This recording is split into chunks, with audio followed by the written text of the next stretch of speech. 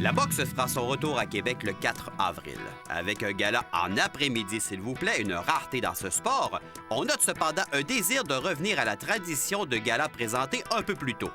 C'est dans cette lignée qu'une nouvelle série appelée PBC fera son apparition sur la chaîne CBS. Explication. PBC, c'est Premier Boxing Champion. C'est une nouvelle série qui a été mise sur pied par Heyman Boxing, où c'est une série qui va avoir plusieurs plateaux.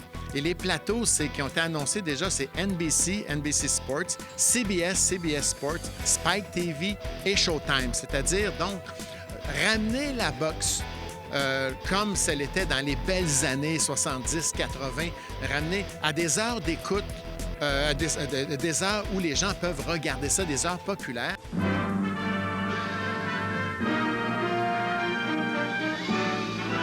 Spanning the globe to bring you the constant variety of sport. Dans les années 70, ABC avait rendu accessible le sport avec le traditionnel Wild World of Sports. À cette époque, le réseau voulait faire connaître les sportifs et ce, à l'échelle planétaire. La boxe ne faisait pas exception à la règle. Et Aaron Pryor, je voyais son fils qui est ici, Aaron Pryor, Sugar Ray Leonard, Tommy Hearns, Boom Boom Mancini, ils ont été popularisés par ces séries. Les séries qui s'adressent à la population en général parce que les stations généralisées ont cessé de faire des événements de boxe il y a une vingtaine d'années et la boxe s'est réfugiée dans les canaux spécialisés. Il faut qu'on remette ça.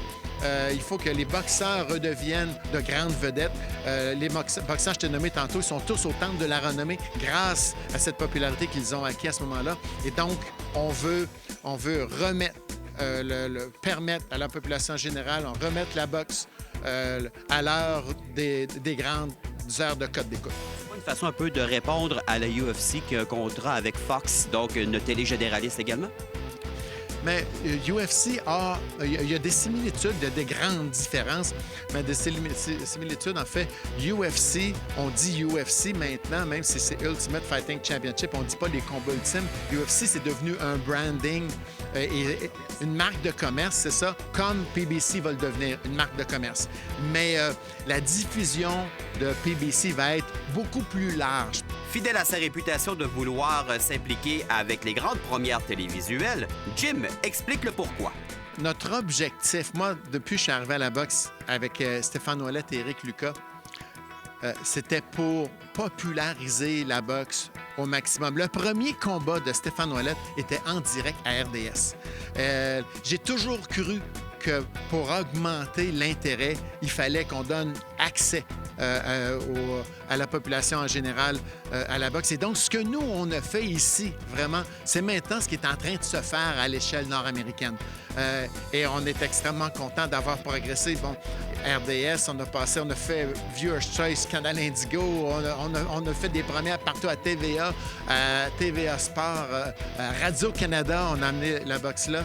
Et on a fait HBO, Showtime, et là, CBS, bon, c'est l'ultime. Le 4 avril sera assurément le dernier gala de boxe présenté au Colisée Pepsi.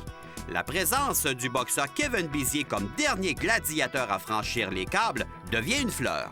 J'ai annoncé ça à Kevin tantôt. Au départ, Kevin devait avoir un adversaire et être ce qu'on appelle un combat de réserve pour la télé.